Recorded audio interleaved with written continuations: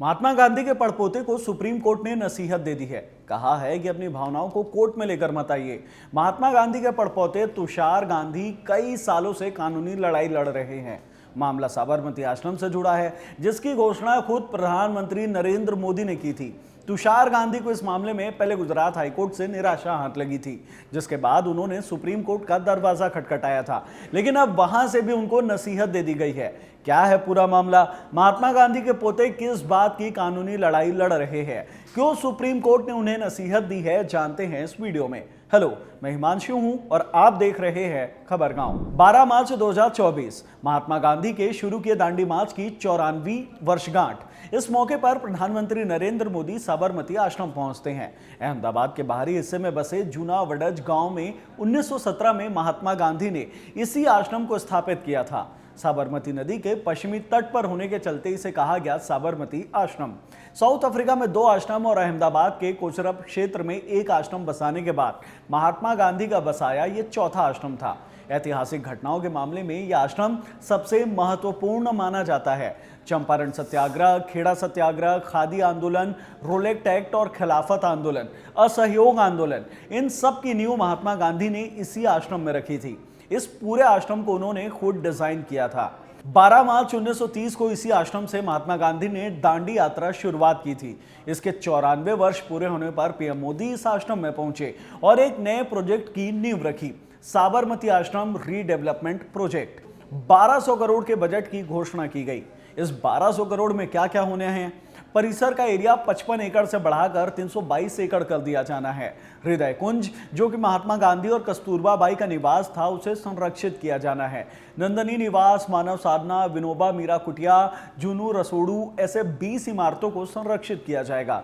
करीब 1.5 दर्जन पुरानी इमारतें, जिसमें गौशालाएं हैं, सरदार पटेल का कार्यालय है, आनंद भवन संग्रहालय है, इनका जीर्णोद्धार किया जाएगा। इसके अलावा नए कैफेटेरिया, पार्किंग, बड़े entry gate, office, meeting room, gallery, museum, ऐसी दर्जनों नई बिल्डिंग्स बनाई जाएगी। बताया गया है कि आश्रम में रहने वाले 263 निवासियों को वहां से शिफ्ट किया जाएगा। उन्हें कुल मिलाकर 375 करोड़ रुपए का मुआवजा दिया गया है। लेकिन महात्मा गांधी के पड़पोते तुषार गांधी को सरकार के इस प्रोजेक्ट से थोड़ी आपत्ति है। तुषार गांधी ने ऐतराज जताते हुए कहा था कि सरकार का यह प्रोजेक्ट आश्रम के पुराने आर्किटेक्ट और उसके मूल स्वरूप को बदल देगा। इसे लेकर तुषार गांधी ने गुजरात हाईकोर्ट का दरवाजा खटखटाया था। तुषार ने अपनी याचिका में लिखा था कि विकास के नाम पर साबरमती आश्रम का सरकारी अधिग्रहण गांधीवाद की भावना और लोकाचार के विपरीत है। ये कदम संविधान के अनुच्छेद 39 के विरुद्ध है, जो धन संचय की रोकथाम पर जोर देता है। साथ यह अनुच्छेद 49 के भी विरुद्ध है, जो राष्ट्रीय महत्व के स्मारकों और संस्थानों के संरक्षण पर जोर देता है। लेकिन गुजरात हाईकोर्ट का फैसला तुषार गांधी के पक्ष में नहीं आया। सुनवाई के दौरान राज्य सरकार की ओर से एडवोकेट जनरल कमल त्रिवेदी ने हाईकोर्ट में आश्वासन दिया था कि इस प्रोजेक्ट से साबरमती आश्रम का मुख्य क्षेत्र प्रभावित नहीं होगा, जबकि उन्हें संरक्षित किया जाएगा। निर्माण में स्टील, सीमेंट, कंक्रीट के बजाय चूने का प्लास्टर, टेराकोटा की छत और वलसाड़ी सागौन का इस्तेमाल किया जाएगा। आश्रम की सादगी और गांधीवादी मूल्यों को बनाए रखा जाएगा। हाईकोर्ट ने इसी के साथ तुषार गांधी की याचिका रद्द कर दी थी। तुषार गांधी ने अब इसे लेकर सुप्रीम कोर्ट का दरवाजा खटखटाया है, लेकिन यहां सुप्रीम कोर्ट ने तुषार गांधी को ही नसीहत दे दी। न्यायमूर्ति MM सुंदरेश और न्यायमूर्ति राजेश बिंदल की पीठ ने याचिका खारिज करते हुए कहा कि इसे दायर करने में 2 साल से अधिक देरी हुई है, इसलिए इस पर विचार नहीं किया जा सकता। सुप्रीम कोर्ट ने कहा कि अपनी भावनाओं को यहां मत लाइए। हम आगे बढ़ रहे हैं, देश आगे बढ़ रहा है। चीजों को देखने का एक तरीका होता है। हमने इस मामले में गौर किया और हमें कुछ भी नहीं मिला। लॉर्ड रेंट की रिपोर्ट के मुताबिक कोर्ट ने याचिका खारिज करते हुए यह भी कह दिया है कि गुजरात सरकार ने पहले ही साफ कर दिया है कि आश्रम के 5 एकड़ के मुख्य क्षेत्र को पुनर्विकास के दायरे में नहीं लाया जाएगा। ऐसे में याचिका में मुख्य क्षेत्र को लेकर जो भी आशंका जताई गई थी, वो याचिका पर विचार करने के लिए काफी नहीं है। महात्मा गांधी ने अपनी जिंदगी में कुल मिलाकर 5 आश्रम स्थापित किए थे। साउथ अफ्रीका में रहने के दौरान वहां 2 आश्रम बनाए, नेटाल में फिनिक्स सेटलमेंट और जोहान्सबर्ग में टॉलस्टॉय फार्म। 1915 में जब भारत लौटे तो उन्होंने अपना पहला आश्रम अहमदाबाद के कोचरब इलाके में शुरू किया। यह आश्रम एक किराए की बिल्डिंग पर चल रहा था, इसलिए गांधी ने इस आश्रम के आर्किटेक्ट में कोई बदलाव नहीं किया।